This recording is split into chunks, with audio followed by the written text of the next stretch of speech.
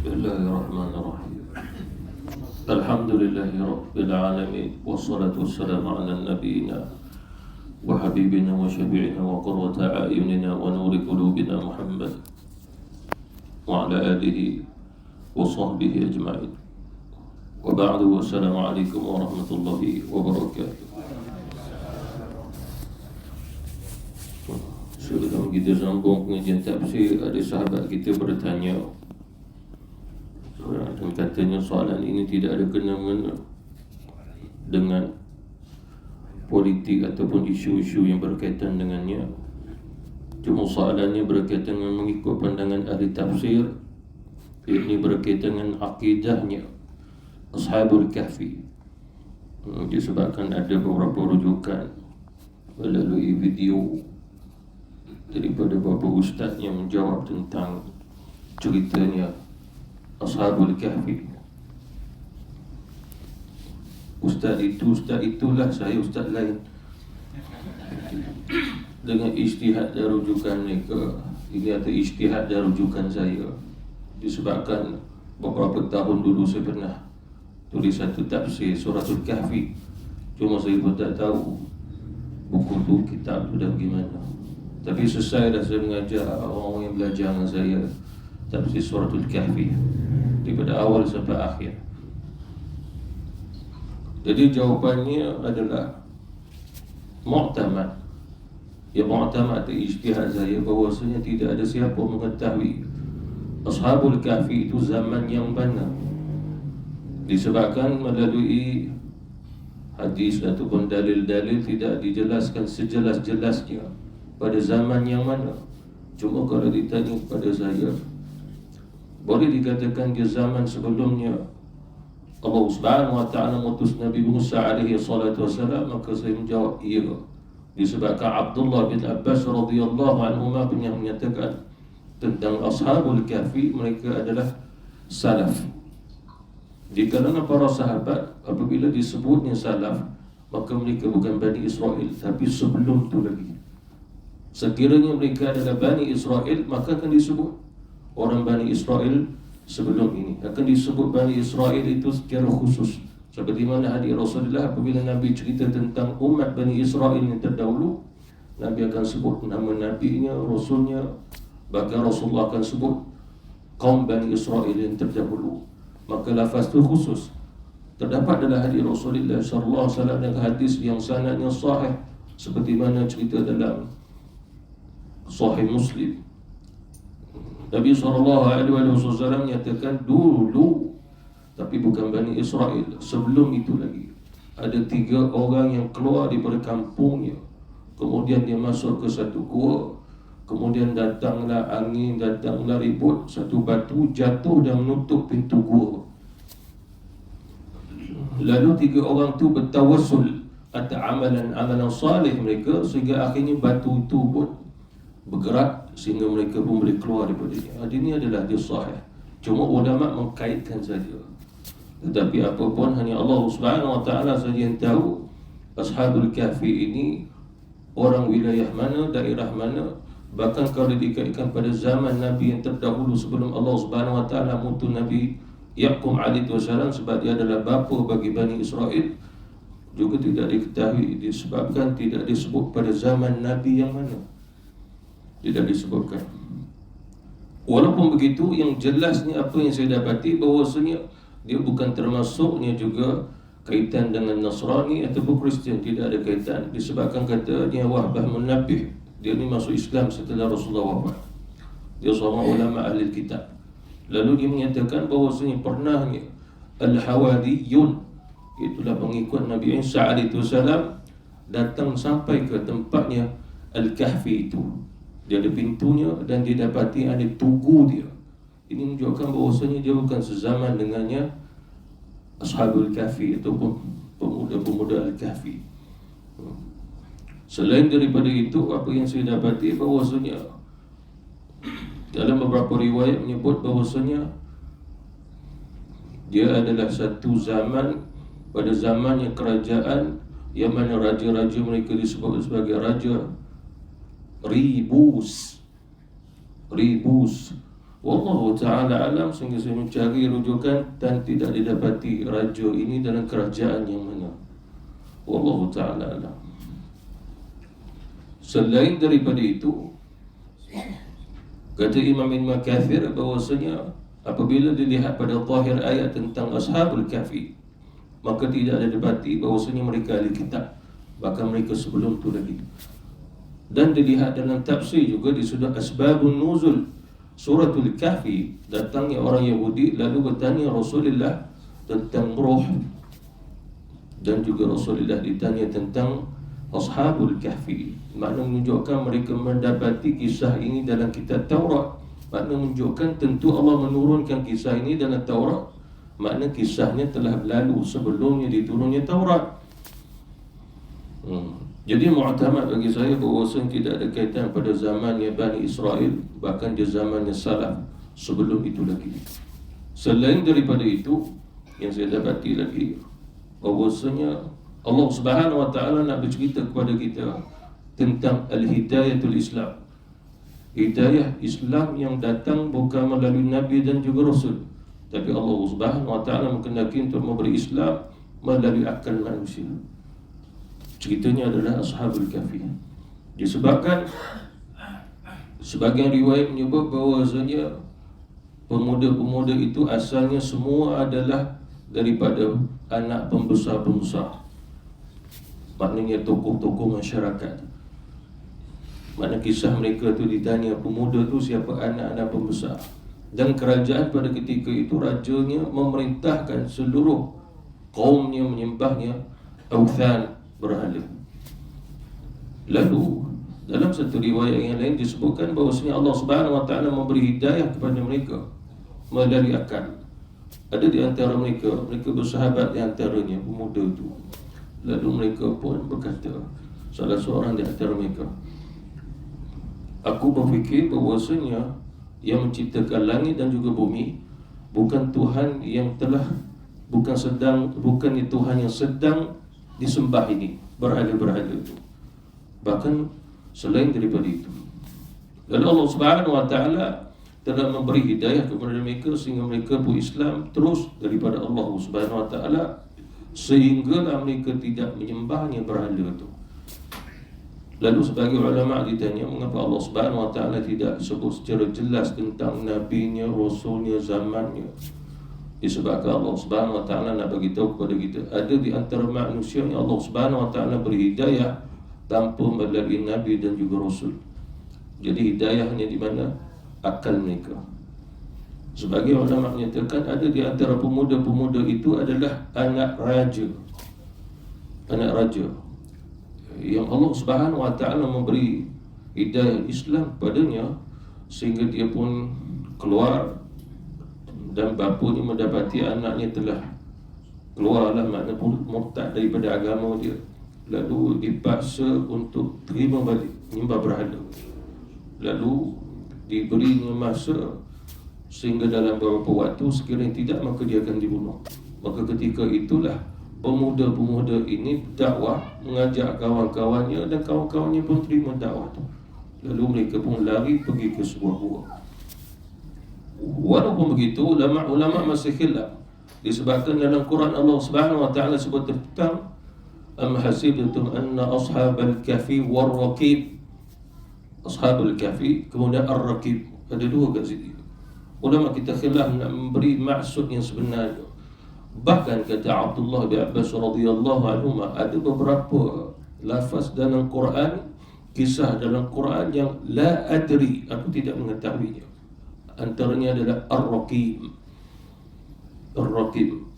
Walaupun sebahagian di antara ulama tafsir mengatakan Ar-Raqib itu adalah tempat ataupun satu batu yang menulis tentang kisahnya Ashabul Kahfi di batu tersebut.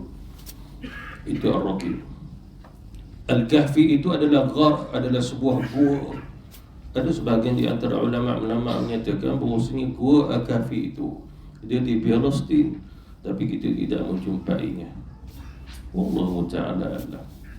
Jadi khulasahnya bahawasanya Allah Subhanahu Wa Taala saja ia mengetahui, tetapi pada yang muktamad dan atas ijtihad bahwasanya dia tidak terlibat dan tidak ada kaitan dengan Bani Israel, sama ada Yahudi ataupun Nasrani, tidak ada kaitan. Bahkan dalam hadis Rasulullah SAW juga Nabi menyebut salatan nafaran, makna menunjukkan Nabi tidak mengkhususkan ada 3 orang pemuda yang mana mereka daripada Bani Israel.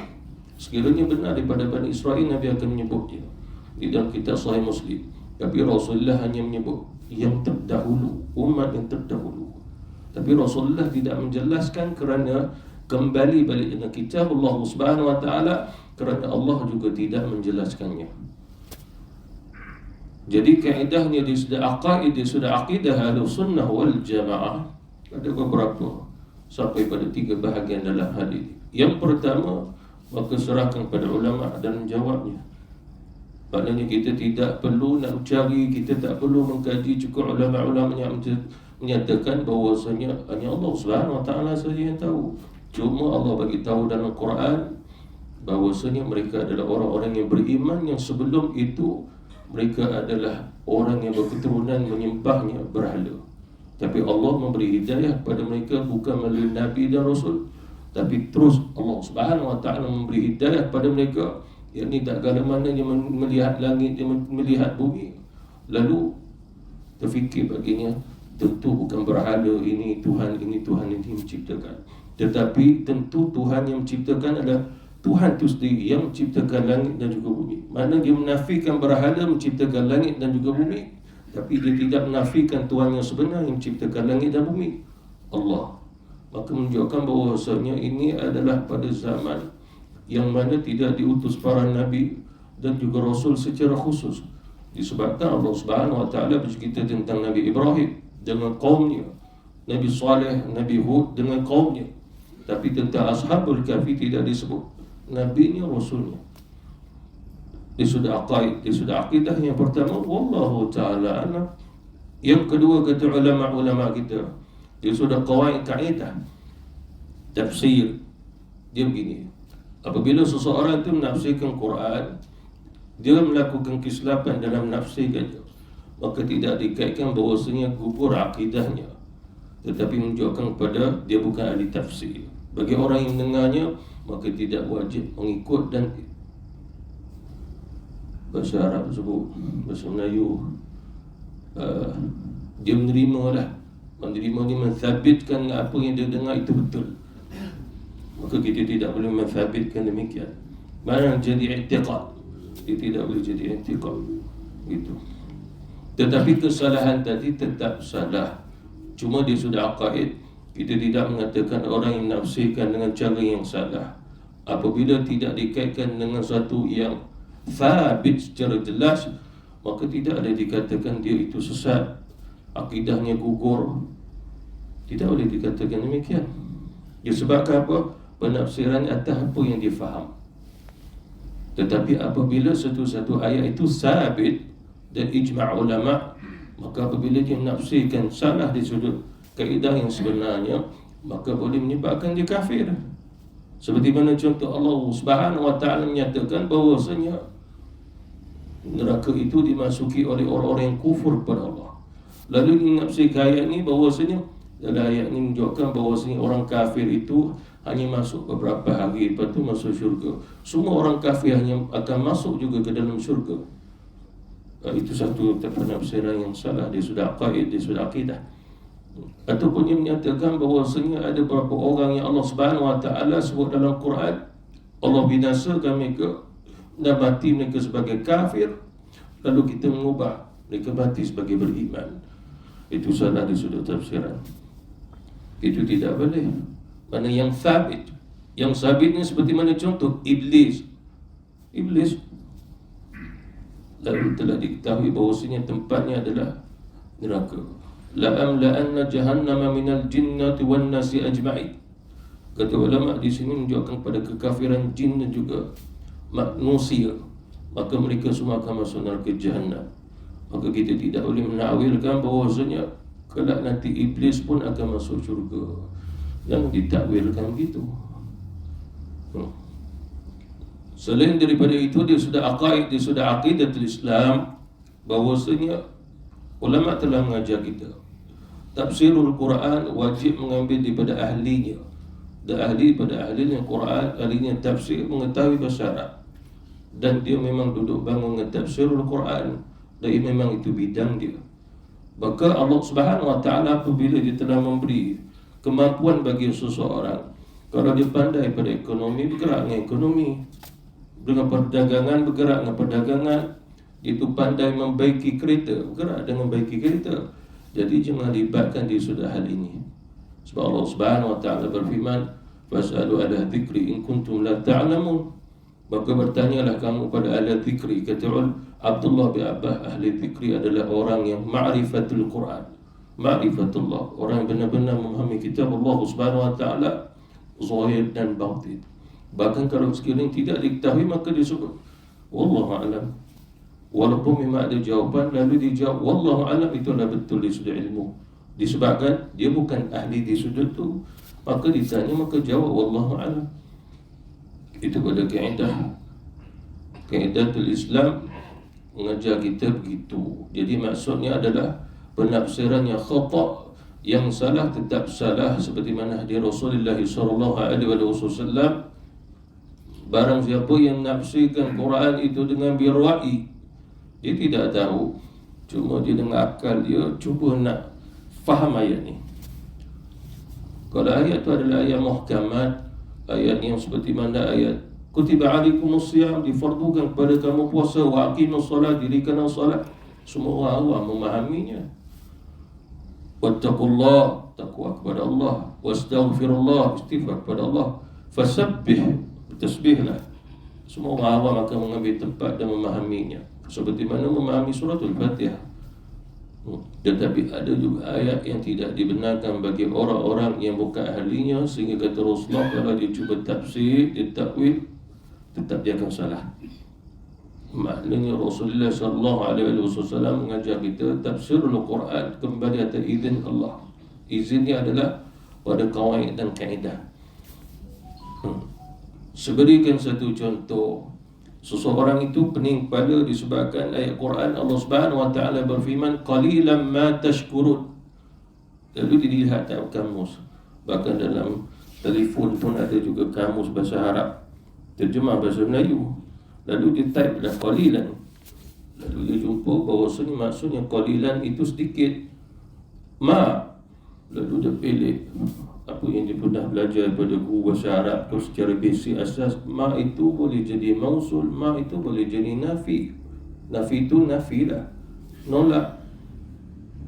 Mausul itu hanya sekadar penyambung ayat. Boleh jadi ma itu jadi apa. Tashkurun maknanya yang bersyukur. Lalu dia pening pada, bila dia terjemahkan qalilan ma tashkurun, sedikit tidak bersyukur.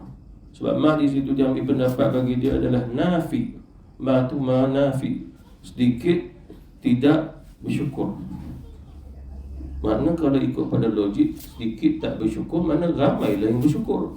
Sebab Allah Subhanahu Wa Taala menyebut wa laqad ahlaknahum dalam surah Al-A'raf, wa ja'alna lakum fiha ma'aish, dan kami jadikan kamu di atas muka bumi ini ma'aish, tempat hidup. Qalilan ma tashkurun, Allah dah bagi kita hidup di bumi ini, sedikit tidak bersyukur. Lalu dia pening kepala, tanya dia, apa yang tak faham ni? Saya cuba memahami kitab Allah Subhanahu Wa Taala dengan cara saya, sedikit tidak bersyukur. Apa terjemah begitu? Saya pun tak tahu. Ma di situ adalah ma zaidun bitawkid. Zaidun bitawkid maksud dia adalah penegasan. Lalu bila diterjemahkan, amat sedikit yang bersyukur, bukan ma tu ma nafiah. Jadi oleh kerana itu kata ulama, seseorang bila dia buka mulut, dia baca Al-Quran, kalau dia menakalkan tafsir. Saya telah membaca kitab Ibn Katsir, Imam Al-Qurtubi, sekian-sekian tafsir mengatakan ayat ini dimaksudkan sekian. Itu adalah nakal. Ia hanya baca, dia sampaikan. Akan tetapi apabila dia membaca kitab Allah Subhanahu Wa Taala tanpa menakalkan, lalu dia pun macam tafsirul Quran, maka tidak diperbolehkan kalau dia bukan ahlinya. ahli Quran, dia tak boleh rujuk Quran dengan terjemahan. Dia kena rujuk Quran dengan Quran dan Arabian, Arab balik. Kaedahnya gitu. Dan bahasa Arab Quran tidak sama macam bahasa Arab. Komunikasi itu, berdialog, berbicara, dia tidak sama. Disebabkan Quran itu bahasanya, maksudnya sangat-sangat dalam, dan kewajipan baginya mempelajari i'rabul Quran. I'rabul Quran. Quran itu 600 muka surat lebih. Tapi bila dipelajari i'rabnya sehingga sampai ke 12 jilid, 15 jilid macam tu, bahkan sampai macam ni pun ada. Lalu dia mesti melalui itu semua dulu. Itu baru pada i'rabul Quran. Belum lagi masuk nasakh wal mansukh seperti mana pada zaman Sayyidina Ali. Seorang masuk masjid, rasa macam alim nak ajar Quran, semua duduk sini nak ajar Quran. Dia baca beberapa ayat, lepas tu dia tafsir. Lepas tu ada seorang beritahu pada Sayyidina Ali, ada orang datang ke masjid lalu dia mengajar tafsir. Kalau mengajar bacaan Quran itu boleh, memang itu sunnah Rasulullah bersama para sahabat. Tapi ini mengajar tafsir, disebabkan pada zaman Rasulullah tak ada siapa mengajar tafsir. Mengajar baca Quran aja. Mengajar tafsirul Quran setelah Rasulullah wafat. Disebabkan pada zaman Rasulullah masih hidup, tak ada siapa berani nak tafsir Quran. Nabi masih hidup, dia lagi tahu. Takkan tiba-tiba kita nak menafsirkan Nabi sendiri, belum menafsirkannya kita nak tafsir. Itu yang jadi sahabat Rasulullah. Nabi turun daripada mimbar, nak keluar daripada masjid lepas khutbah Idul Adha. Lalu Rasulullah tanya, ini kambing-kambing ni dah disembelih, kenapa disembelih? Ya Rasul, bukankah hari ini harinya nahar? Lalu mengapa? Kami bersyukur ya Rasul, kami buat korban, kami sembelih. Lalu Rasulullah mengatakan, bukankah firman Allah, fasabbih bih, inna a'tainaka al-kautsar fasalli li rabbika wanhar. Solat dulu barulah sembelih korban. Kamu sembelih dulu baru nak solat. Lalu Rasulullah mengatakan, ini tak jadi korban, ini boleh makan biasa je. Sebab apa? Mendahului Allah dan Rasul. Lalu turun ayat, ya ayyuhallazina amanu la tuqaddimu baina yadillah wa rasuluh. Wahai orang beriman, jangan mendahului Allah dan Rasul. Lalu ada di antara sahabat begitu. Lalu Sayyidina Ali pun masuk masjid. Sayyidina Ali pun tanya, adakah kamu tahu nasakh wal mansukh? Apa itu nasakh wal mansukh? Lalu Sayyidina Ali kata, kau keluar lah, pergi. Disebabkan kewajipan nak tafsir Quran kena tahu nasakh wal mansukh. Sebab bila dia belajar hukum, lalu dia perintah, apa yang kita belajar kita kena amal. Ayat tu dah mansukh, tak diamalkan dah, hukum dia dah batal. Seperti mana contoh, kalau sekiranya dia baca dalam surah Al-Baqarah, bila mati, mana kita mati, tak ada faraid dah, maka semua sekali harta benda kita diberi pada ahli keluarga kita, isteri 1 sen pun tak dapat. Lalu turun ayat Quran mawaris faraid dalam surah An-Nisa, membatalkan surah Baqarah tu.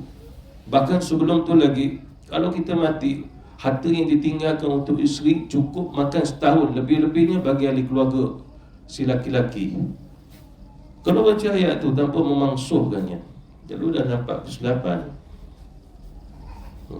Seperti mana contoh dalam hadis buat dan yang sama wal mangsuh, dan saya duduk dan satu jamaah,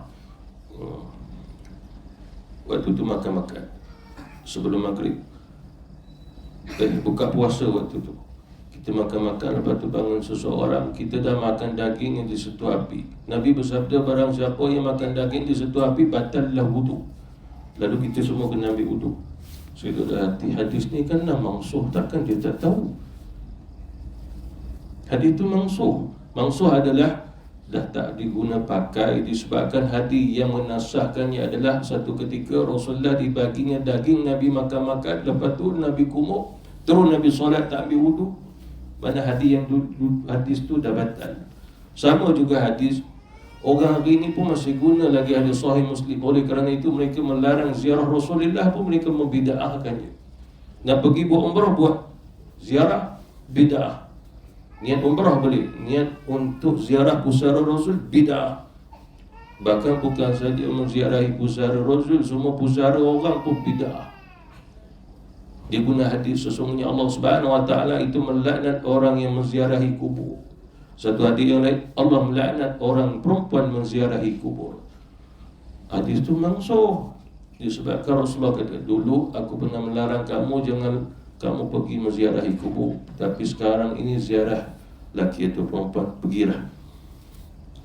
Jadi Quran itu pun sama juga dengan nangsah wal mansuh. Kesimpulannya Allah Ta'ala alam, walaupun gitu dia sudah akidah, tidaklah orang tafsir Quran dengan sesuatu yang tidak jelas pada maksud ayat itu menjadi kufur baginya. Itu pernah juga saya dalam satu kuliah saya mengatakan bahawasanya kita orang awam tidak boleh terus mengatakan sesat lagi menyesatkan. Kita orang awam, kita memerlukan dan kita adanya al-ulama warasatul anbiya. Lidah ulama itu adalah mewakili kita, sebab kita bukan orang alim. Biar ulama menyebut, tapi jangan memulai lidah kita. Lalu saya menyebut secara umum, kita orang awam jangan menyatakan sesat lagi menyesatkan, terus tegur orang ini sesat lagi menyesatkan. Lepas tu di hujung sana ada jemaah tak setuju, lalu dikaitkan dengan apa ini disebut oleh Ustaz Hadirus dengan PM kita. Dia macam tak setuju saya cakap, padahal bukan cerita tu. Dia macam nak debat tu.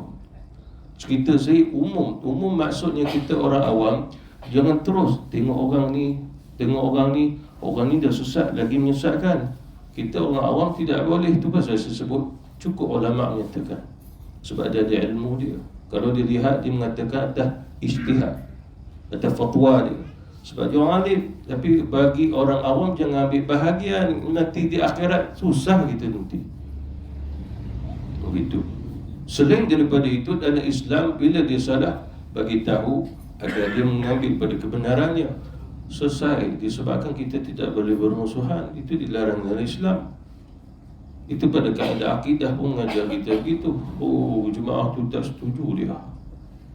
Dia kaitkan juga dengan PMX punya apa yang disebut. Dia tak ada kaitan langsung dengan dia. Tak ada kaitan langsung dengan Ustaz Azhar pun kata sesat lagi menyesatkan. Pun tak ada kaitan. Tak setuju dia. Baca ayat Quran, baca hadis Nabi, lalu saya tahu apa yang dia baca itu dia memahami secara zahir. Syarah ulama bukan macam tu. Seperti mana contoh melihat kemungkaran, maka tegahlah dipakai hadis Rasulullah, di sahih, tegahlah dengan tangan, dengan kuasa. Tapi hendaklah difahami bahawasanya siapa yang akan menegah ni orang awam. Orang awam tidak boleh. Disebabkan apa? Orang awam tak tahu kaedah yang sebenarnya. Lagi satu, tengok pada kesalahan. Adakah kesalahan tu jelas ataupun termasuk khilaf ulama? Lain lagi ijma'. Dia kata apa? Kalau dia kata sebenarnya kita telah tersilap, Nabi Muhammad itulah sebenar Allah. Allah itulah Nabi Muhammad. Nabi Muhammad dah tipu kita. Dia dah Allah. Lalu saya dah fikir, kalau Nabi Muhammad tipu, tak layak jadi Tuhan. Mana boleh Tuhan tipu umat, tipunya insan. Mana manusia yang dia cipta. Secara logik takkan Tuhan nak tipu. Lalu kita kata, ini baru kita kata ini sesat dan ni ajaran sesat ni. Lalu bangun satu pihak jawatan agama pun panggil dia, lalu buat kerentang, ini ajaran yang sesat lagi menyesatkan. Betul dah tu. Itu kaedah. Bahkan bagi saya bukan satu kisah, satu isu. Sebenarnya duduk dalam YouTube tu banyak isu, tapi tak naik pun sebab dia bukannya tokoh politik pun. Tu je. Saya pun kadang-kadang buka kat YouTube, tengok ustaz ni tafsir. Saya kata ini tak kena pada tafsiran sebenar, ini tafsir logik. Dulu ada seorang itu, dia bukan orang alim, dia orang akademik. Lalu dia bawa orang untuk ikut pengajian tafsir dia. Lalu kita pun tanya, dia tafsir Quran dengan kitab apa, rujukan kita tafsir lah. Tak ada. Dia pakai terjemahan Quran saja. Lalu dia pun tafsir. Anak murid saya ni report kat saya. Lalu saya tanyalah dia tafsir Quran rujuk yang mana, kitab mana, nakal ni pada rujukan imam-imam tafsir yang mana. Dia marah soalan gitu. Dia kata tafsiran saya ilham Allah bagi. Oh gitu. Tafsir saya ni ilham Allah Subhanahu Wa Taala bagi. Sebab syarat utama nak tafsirul Quran adalah bahasa Arab. Kalau saya sendiri dah, kalau orang macam tu saya cakap Arab. Lepas tu dia tanya, maaf saya tak tahu cakap Arab. Tapi macam mana boleh tafsir Quran? Quran dalam bahasa Arab. Begitu. Kaedahnya begitu. Ada satu kisah lagi. Orang tu macam dia bayan lah. Dalam bayan dia tu dia cerita macam jauh sangat lah. Jauh sangat. Lepas tu habis tu saya bercakap Arab dengan dia. Cakap Arab. Lepas tu dia pun tak boleh nak jawab bahasa Arab. Dia tanya saya balik, tak tahu cakap Melayu ke? Saya kata tahu sikit-sikit. Lepas tu saya cakap, saya kata tadi penyampaian tidak boleh melalui pendapat peribadi. Kalau nak mengajar seseorang, ini kitab Allah ni, ayat ni hadis Rasulullah, jangan diambil. Nak ajar orang agama dengan pendapat peribadi tak boleh. Salah. Disebabkan amanah dalam mengajar dakwatul Islamiyah adalah kitab Allah dengan sunnah Nabi. Sebab yang boleh sampai pada hati dia dua je, Quran dengan sunnah Rasulullah. Perkataan kita mana boleh nak sampai. Seperti mana contoh, orang tu tak, jiwanya tak tenang, kita tak boleh nak menenangkan jiwa dia. Kaedah yang kita belajar, Allah kata ala bi dzikrillah tatma'innul qulub. Lalu kita kena bawa dia agar dia zikrullah, dia tasbih, dia istighfar, nanti dia tenanglah bila ingat Allah. Bukan kita boleh tenangkan dia. Kaedahnya dakwah, bagi tahu kita ingat Allah Subhanahu Wa Taala, nanti Allah bagi ketenangan. Bukan kita boleh tenangkan dia. Jadi kaedahnya apa? Dari sudut dakwah dia tidak boleh sama dengan kaedah-kaedah yang lain. Tak boleh. Dakwah lain. Orang niaga ada bahagian dia. Orang yang tahu mobil, kenderaan ada bahagian dia. Tapi beragama di sudut akidah ada bahagian. Syariat ada bahagian dia. Bila dia nak tafsir Quran, ada bahagiannya. Lalu semua daripada bahagian tu ada qawaid, kaedah. Bahkan tafsirul Quran, seseorang perlu mengetahui lebih 70 cabang ilmu baru boleh ditafsir Quran. Bukan Quran ditafsir, tapi syaratnya lebih 70 cabang ilmu dulu. Ilmu yang paling atas adalah bahasa Arab dulu. Dia mengetahui 70 cabang ilmu boleh ditafsir. Kalau tak boleh begitu, dia carilah mana kitab tafsir terjemahan, dia ajar. Tetapi syaratnya adalah dia mesti belajar dan ambil pada bahagian pembelajaran tafsir. Kalau dulu dia tak belajar tafsir, dia belajar syariah, berhukum hakam, tiba-tiba pihak suruh mengajar tafsir, lalu dia takkan boleh, melainkan dia bawa kitab, dia pun jelaskan. Mana yang dia tak boleh nak jalan-jalan, dia tak boleh nak tafsir, dia pun berhenti, dia bersebabkan dia pun tak faham. Ada seorang anak murid saya tu, saya bagi kitab Qurtubi, dia baca dalam surat tamat kedua, lepas tu dia tutup, dia kata pening kepala nak baca. Memang kitab Al-Qurtubi itu kitab besar dah, rujukan para alim ulama dalam fatwa. Kita orang awam mana nak beri rujuk. Kalau beli terjemahan pun tak boleh juga. Yang kita beli Ibn Katsir ke apa-apa kitab tafsir yang ada tu puluh-puluh jilid tu, takkan nak boleh baca. Sebab tafsirul Quran tu mesti melalui kawaid pada kaedah ilmu dulu. Ilmu yang dalam lah, yang luas, paling kurangnya dia mesti tahu bahasa Arab Quran tu, bukan bahasa Arab komunikasi. Saya ada kawan yang duduk dekat Arab Saudi sana berbelas tahun, balik jumpa dia kerja kat sana, bagi kitab kat dia, kitab Arab, so dia baca. Dia kata, minta maaf, aku duduk sana tu memang 16 tahun tu boleh cakap Arab, tapi komunikasi. Kau bagi kitab, aku tak boleh mengajar. Tak boleh, aku tak tahu. Nak letak baris pun tak ada. Tak tahu, disebabkan kitab Arab mana ada baris. Maknanya dia tahu ni atas, orang kata bersembang boleh bahasa Arab, tapi bagi kitab ke dia tak jalan juga. Kena juga belajar kitab tu. Kita tafsirul Quran. Jadi kesimpulannya bahawasanya tafsir Al-Quran itu satu ilmu yang sangat-sangat dalam dan tak boleh dikatakan dia mudah. Walaupun Allah Subhanahu Wa Taala perintah, afala yatadabbaruna Al-Quran, apakah kamu tidak tadabbur Al-Quran?